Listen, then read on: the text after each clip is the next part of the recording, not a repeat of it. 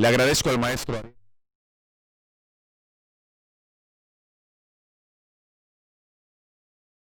Y estamos de nuevo.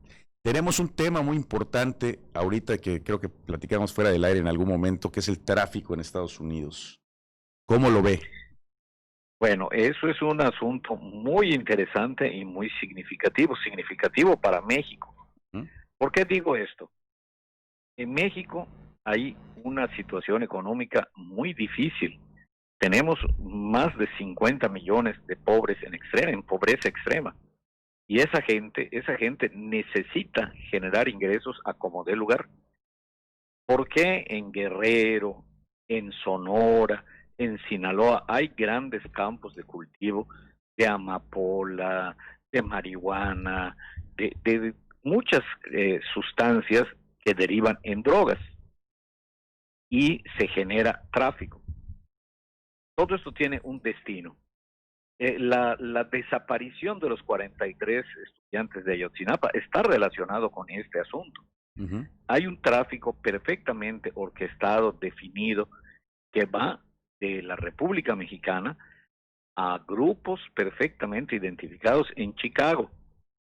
Ahora, lo asombroso es la DEA presiona a muchas naciones de América Latina, a México entre ellas, a Colombia, sobre el combate al narcotráfico. Y hemos visto, acabaron con Escobar, ya tenemos al Chapo perfectamente preso y lo están juzgando ahí, a la medida de lo que ellos ponen. Y me llama la atención, todo esto tiene un destino, que es el consumo altísimo de droga en los Estados Unidos de Norteamérica.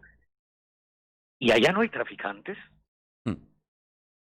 Y en algún momento de esta historia hemos oído que así como cayó el Chapo y que como cayó el Mayo y como cayó ahora el Moro, ¿y cuándo cae un capo norteamericano? ¿Cuándo vamos a ver la noticia de que se combatió a un grupo de tráfico de drogas en el propio territorio de los Estados Unidos? Porque es muy fácil exigirle al vecino, pero no tocar al propio. Ujú. Y uno sabe, o sea, son cosas que es muy delicado el asunto, pero en eso están implicados inclusive gente muy poderosa de los Estados Unidos de Norteamérica. Y jamás hemos oído que caiga o que se mueva nada, ni siquiera que se mencione cuál es la lucha que Estados Unidos lleva contra el tráfico interno en su territorio. Porque nos llama mucho la atención de que se nos exige, pero al mismo tiempo a los narcotraficantes de allá mismo por la frontera con Estados Unidos les llegan las armas para ser tan poderosos en México. Entonces, ¿a qué juega Estados Unidos en este asunto? Hay una cosa muy delicada. El exilio cubano de Miami recibe apoyo del gobierno de Estados Unidos para atentar permanentemente contra Cuba. Pero también los exiliados de Miami son grandes redes de tráfico de estupefacientes y no son combatidos, son protegidos. Entonces, ahí hay una doble cara del gobierno de los Estados Unidos en relación y de acuerdo con su postura hacia el narcotráfico. La situación del narcotráfico tiene un factor determinante y que es lo que le da poder. Deja mucho dinero. ¿Y por qué deja mucho dinero? Porque es un comercio ilícito, es un comercio prohibido. No, uno tiene que tomar sus datos para poder hacer un análisis y comparar, fijándose en la historia. La historia te da las respuestas de todo lo que sucede en la actualidad, porque dice un proverbio latino muy sabio, ni il novo su sole, nada hay nuevo bajo el sol. Todas estas cosas han ocurrido.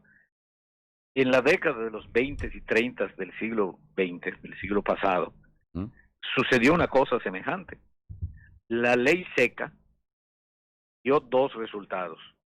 Tuvo el índice de alcoholismo más alto en los Estados Unidos de Norteamérica y creó la mafia más poderosa que ha habido en la historia de Estados Unidos, que fue la famosa Cosa Nostra.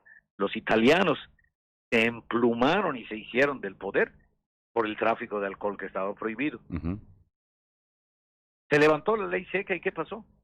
El consumo de alcohol se normalizó como en cualquier lado, porque se tiene un control sobre él. ¿Por qué se oponen? Y cuidado, es un tema así intocable, la legalización de la droga.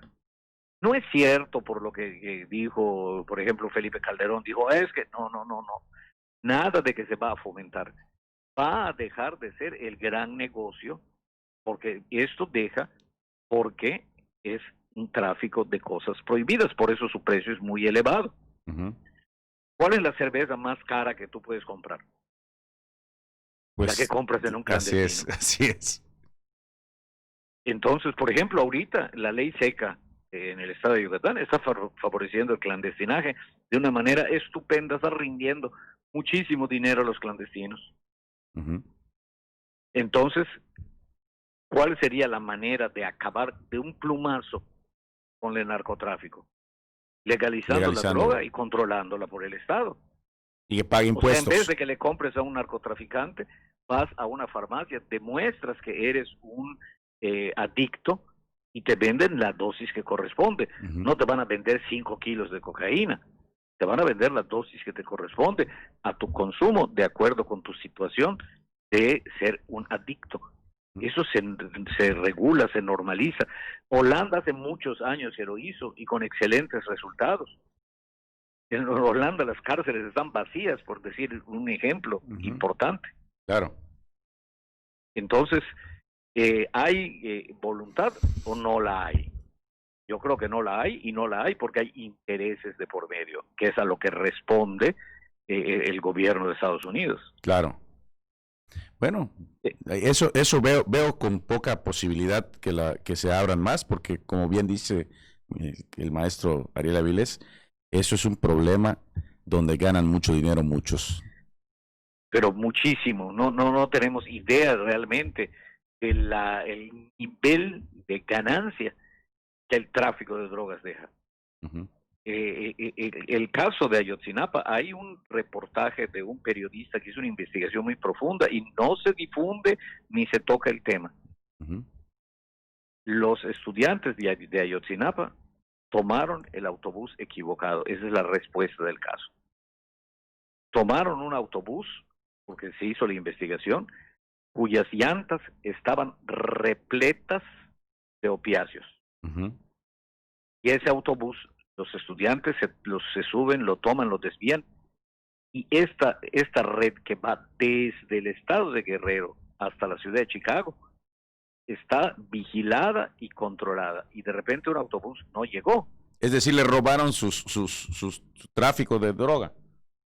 Sí, se secuestraron, ellos sin saber de qué se trataba. Se llevan el autobús y hay un control, hay una serie de puntos de control de la ruta Guerrero-Chicago. ¿Y dónde acabó el autobús? Hay que localizarlo. ¿Y se localiza el autobús? Claro que se localiza.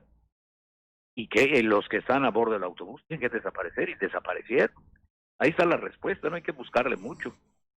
Y además eso está documentado. Solamente que eso pues es muy difícil de hacerlo público. Claro. Y terrible. Inclusive es riesgoso hacerlo público. Y además con una tristeza porque que sea por uno de esos casos, ¿no? Claro, o sea, es muy penoso que 43 estudiantes que estaban defendiendo sus derechos tengan un fin como este. Claro, definitivamente. Pero definitivamente las drogas son un flagelo, porque las hacemos un flagelo para que dejen mucho dinero. Esa es la perspectiva del asunto, la lamentable perspectiva del asunto. Yes. Pues le agradezco mucho al maestro Ariel Avilés, que como cada semana nos acompaña aquí al programa desde Mérida. Maestro, muchísimas gracias. Al contrario, Rodrigo, siempre es un placer platicar contigo. Nos vamos un corte y volvemos aquí desde Mérida.